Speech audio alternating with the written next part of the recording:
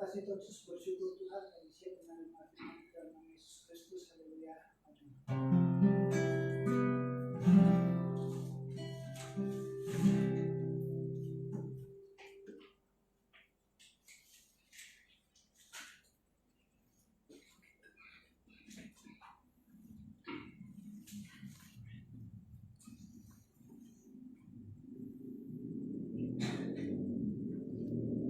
Haleluya, puji Tuhan. Shalom.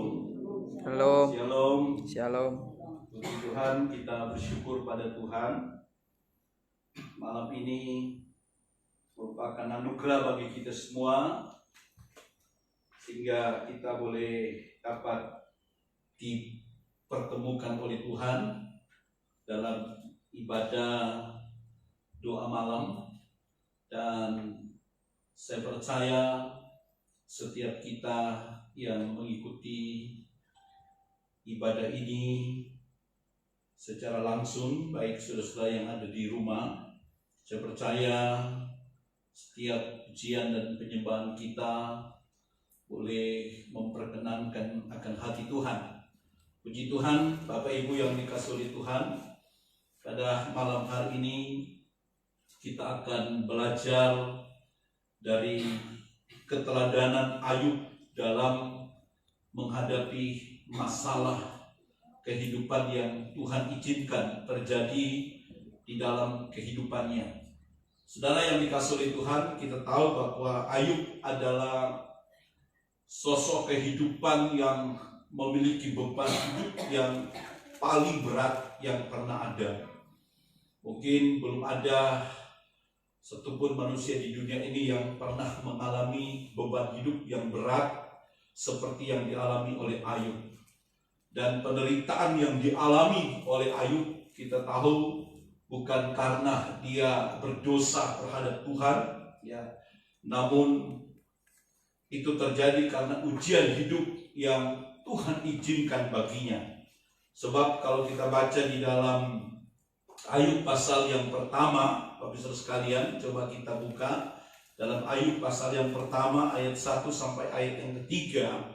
Ini menceritakan tentang keberadaan daripada Ayub pada waktu dia diizinkan mengalami masalah dalam kehidupannya.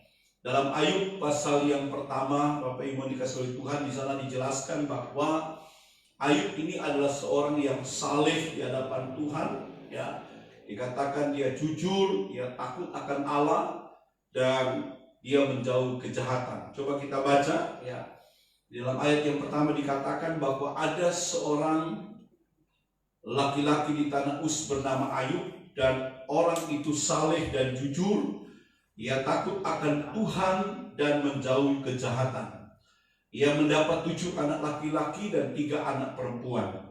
Ia memiliki 7.000 ekor kambing domba, 3.000 ekor unta, 500 pasang lembu, 500 keledai betina, dan kuda-kuda dalam jumlah yang sangat besar, sehingga orang itu adalah terkaya dari semua orang di sebelah timur. Nah, Bapak Ibu yang dikasihi oleh Tuhan, kita lihat sangat jelas bahwa Ayub mengalami masalah dalam kehidupannya bukan karena dia orang yang berdosa, tetapi Tuhan izinkan masalah itu terjadi di dalam kehidupannya.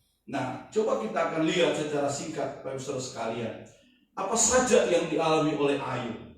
Diceritakan, saudara, bahwa harta benda yang dimiliki oleh Ayub habis dirampas orang dalam sekejap.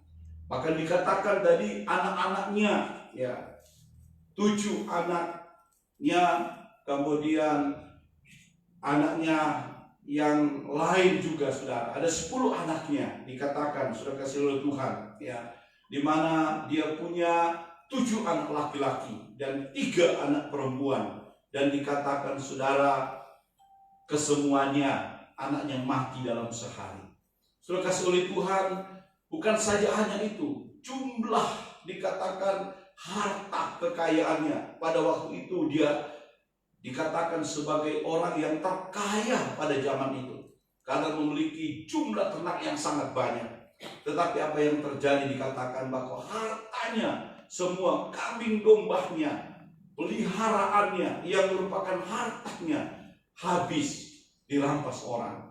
Dan bukan hanya itu saja, sudah dikatakan bahwa Ayub sendiri dia mengalami yang namanya penyakit borok yang berbau busuk dari patok kepala sampai ke telapak kakinya. Sudah kesulitan Tuhan, itu yang dialami. Bukan hanya itu saja, dikatakan juga istrinya hengkang darinya, meninggalkan dia, dan sahabat-sahabatnya juga meninggalkan dia. Nah, saudara kasih Tuhan, dari apa yang dialami oleh Ayub, ini yang akan kita belajar malam hari ini. Apa yang bisa kita teladani daripada kehidupan Ayub? Saudara, yang pertama kita lihat di dalam Ayub pasal 7, Bapak Ibu sekalian, dalam Ayub pasal 7, ya, ayat yang pertama di sana dikatakan, bukankah manusia harus bergumul di bumi dan hari-harinya seperti hari-hari orang upahan?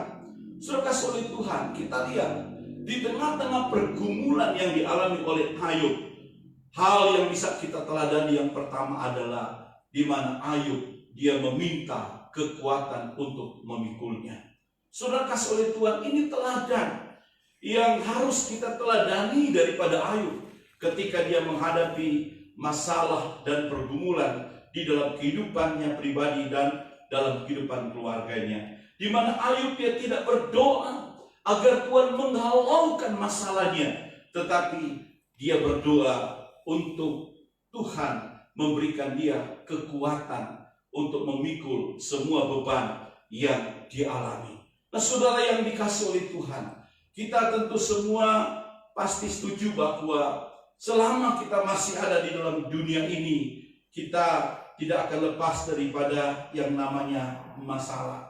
Masalah, persoalan pasti, dan itu tetap akan ada selama kita hidup di dalam dunia ini. Dan hal yang luar biasa yang bisa kita teladani daripada Ayub adalah di mana Ayub tidak menyalahkan Tuhan, tetapi justru kalau kita membaca di beberapa ayat disampaikan di sana bahwa ketika Ayub menghadapi masalah, dia masih tetap memuji Allah. Ya, saudara, Ayub menghadapi bersama dengan Tuhan. Saudara kasih Tuhan, di dalam Ayub pasal 1 saya bacakan di sana ayat 21-22 berkata, katanya, dengan telanjang aku keluar dari kandungan ibuku, dengan telanjang juga aku akan kembali ke dalamnya. Tuhan yang memberi, Tuhan yang mengambil, terpujilah nama Tuhan. Dalam kesemuanya itu Ayub tidak berbuat dosa dan tidak menuduh Allah berbuat yang kurang patut. Kita lihat ini hal yang luar biasa. Ketika dia menghadapi masalah, dia masih bisa memuji Tuhan. Dia katakan, terpujilah nama Tuhan. Haleluya. Nah, ini Bapak Ibu yang dikasihi oleh Tuhan, yang patut kita teladani daripada Ayub dalam menghadapi masalah kehidupan. Yang pertama adalah meminta kekuatan untuk memikulnya. Demikian juga Bapak Ibu yang dikasihi oleh Tuhan, hari-hari ini kita mungkin juga sedang menghadapi masalah, sedang menghadapi pergumulan. Mari minta kepada Tuhan, maka Tuhan akan senantiasa memberikan kita kekuatan sehingga kita mampu untuk menghadapi semuanya. Nah, yang kedua, Bapak Ibu yang dikasihi oleh Tuhan, teladan apa yang bisa kita teladani daripada Ayub ketika dia menghadapi masalah? Yang kedua adalah di mana Ayub dia tetap bergantung kepada Allah. Saya bacakan dalam Ayub pasal 7 ayat 17 dikatakan, apakah gerangan manusia sehingga dia kau anggap agung dan kau perhatikan? Ayat 18, dan kau datangi setiap pagi dan kau uji setiap saat. Saudara yang dikasihi oleh Tuhan, di mana Ayub di dalam dia menghadapi masalah membuat dia semakin bergantung kepada Allah, karena dia sangat sadar bahwa kekuatannya terbatas. Dia tidak mampu menghadapi masalah dengan kekuatannya. Bukankah dalam kitab Yeremia dikatakan bahwa terkutuklah orang yang mengandalkan kekuatannya sendiri, yang mengandalkan manusia. Nah, Ayub, Bapak Ibu sekalian, ketika dia menghadapi masalah, dia tetap bergantung kepada Allah. Saudara kasih oleh Tuhan, karena dia percaya bahwa Allah tidak akan membiarkan dia seorang diri di dalam menghadapi beban hidup. Demikian juga saya dan saudara. Di dalam kita menghadapi pergumulan, dalam kita menghadapi masalah, saudara kasih oleh Tuhan, ingat bahwa saya dan saudara ini berharga di mata Allah. Saya dan saudara adalah umat pilihan Tuhan, sehingga Tuhan dia tidak akan pernah membiarkan kita seorang diri dalam kita menghadapi masalah atau beban hidup yang datang dalam kehidupan kita. Saudara, sekali lagi saya katakan bahwa saya dan saudara ini berharga di mata Tuhan. Ya, dia tetap ada bersama dengan kita. Bahkan Alkitab berkata, di dalam lembah sekalipun dia tidak pernah meninggalkan kita. Saudara kasih Tuhan, inilah yang menjadi kekuatan kita. Oleh karenanya, mari ketika kita menghadapi masalah, tetaplah bergantung kepada Tuhan, karena dia Tuhan tidak pernah meninggalkan kita. Dalam Ibrani 13 ayat 5b dan ayat 6 bisa dikatakan, aku Tuhan sekali-kali tidak akan meninggalkanmu. Haleluya. Ibrani 13 ayat 5b berkata, karena Allah berfirman, aku sekali-kali tidak akan membiarkan engkau, dan aku sekali-kali tidak akan meninggalkan engkau. Sebab itu dengan yakin kita dapat berkata, Tuhan adalah penolongku, aku tidak akan takut apakah yang dapat dilakukan manusia terhadap aku. Kita lihat, ini merupakan sebuah keyakinan kita bahwa Allah sekali-kali tidak akan membiarkan kita. Ya, Allah sekali-kali tidak akan meninggalkan kita. Ketika kita dalam beban yang berat, ketika kita dalam pergumulan, dia Allah ada selalu bersama dengan kita. Oleh karena itu ada satu ayat yang sangat terkenal, mungkin bisa dibacakan dalam Matius 11 ayat 28. Apa dikatakan ke sana, bahwa ketika kita menghadapi beban yang berat, di mana Tuhan mengundang kita untuk datang kepada Dia. Dalam Matius 11 ayat yang ke-28, tolong saudara yang bacakan. Haleluya. Matius 11 ayat 28. Marilah kepadaku semua yang letih lesu dan berbeban berat, aku akan memberi kelegaan kepadamu. Ya, jadi kita lihat Tuhan mengundang kita. Dan undangan Tuhan ini tidak pernah terbatas, saudara. Ya. Kalau kita mungkin diundang pada acara-acara khusus, ya, pada acara-acara tentu ada limit waktunya, ya, ada batas waktunya. Ketika undangan itu sudah tidak berlaku, tidak akan mungkin kita bisa datang memenuhi undangan itu. Tetapi undangan Tuhan sampai detik ini, sampai hari ini, sampai saat ini, saudara, masih berlaku. Dia berkata, marilah kepadaku, hai kamu yang letih lesu dan yang berbeban berat, aku akan memberikan kelegaan kepadamu. Ketika kita ada masalah, ketika kita ada pergumulan, mari datang kepada Tuhan. Tuhan berjanji, Dia akan memberikan kita kemampuan, Dia akan memberikan kita kelegaan. Oleh karenanya, mari saudara, teladanilah Ayub. Ketika dia menghadapi masalah, yang kedua tadi, Ayub, dia tetap bergantung kepada Allah. Yang ketiga, yang terakhir, saudara, apa yang dapat kita teladani daripada Ayub ketika dia menghadapi masalah? Saudara, di dalam pembacaan kita tadi dalam Ayub pasal 1 ayat 22, di sana ditegaskan bahwa dalam kesemuanya itu Ayub tidak berbuat dosa dan tidak menuduh Allah berbuat yang kurang patut. Saudara, yang ketiga, teladan yang dapat kita teladani daripada Ayub ketika dia menghadapi masalah, di mana Ayub dia tidak berdosa kepada Allah. Saudara yang dikasihi oleh Tuhan, tidak berdosa terhadap Allah artinya Ayub benar-benar menyadari dan mengakui akan otoritas Allah. Dia tahu bahwa hidupnya adalah kepunyaan Tuhan. Dia mengakui otoritas yang ada, bahwa sesungguhnya Tuhan berhak atas hidup kita. Sehingga ketika sesuatu Tuhan izinkan terjadi, maka itu merupakan otoritas Tuhan. Dan kita lihat Ayub mengakui otoritas Allah.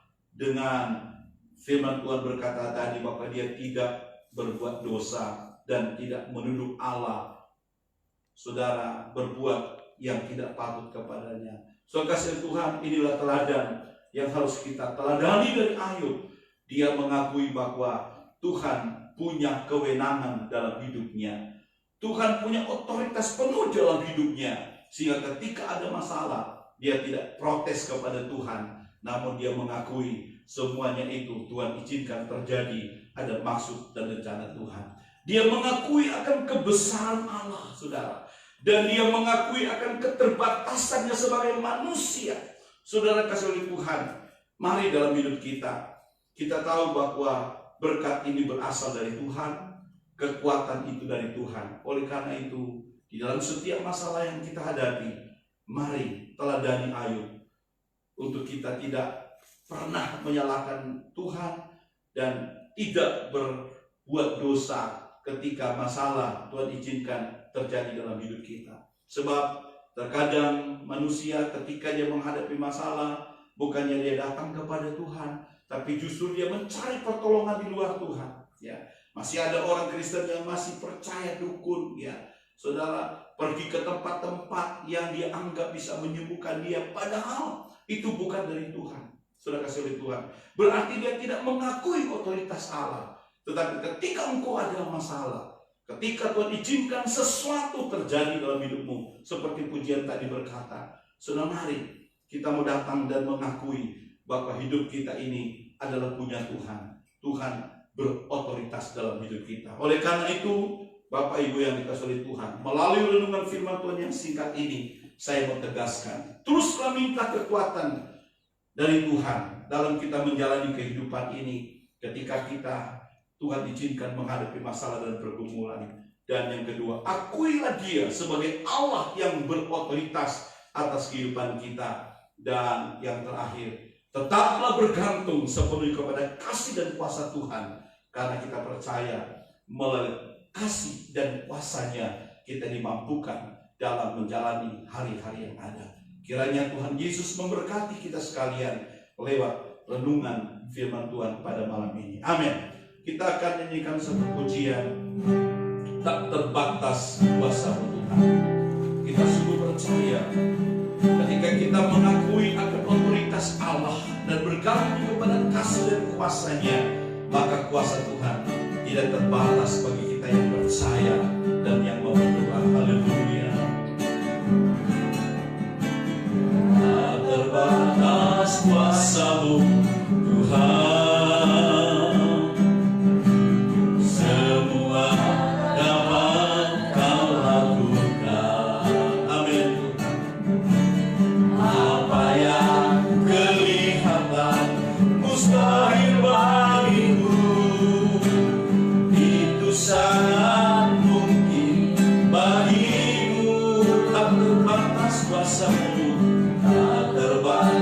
Kuasa Tuhan,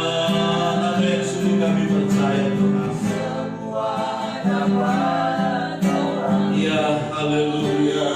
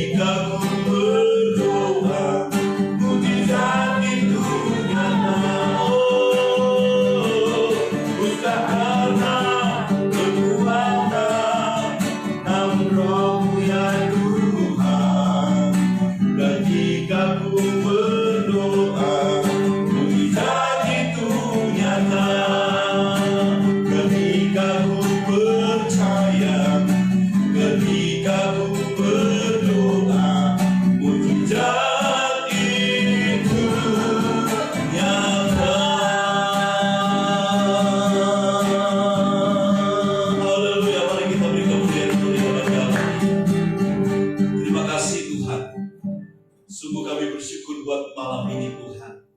Dan kami percaya lewat pujian ini bahwa sesungguhnya kuasa-Mu tidak terbatas bagi kami yang percaya kepada Tuhan. Kami sungguh yakin bahwa ketika kami berdoa, maka ada mujizat yang terjadi dalam hidup kami. Karena mujizat Tuhan itu nyata bagi kami. Terima kasih Tuhan, kami sungguh percaya bahwa Tuhan yang disembah oleh Ayub adalah Tuhan yang kami sembah malam ini.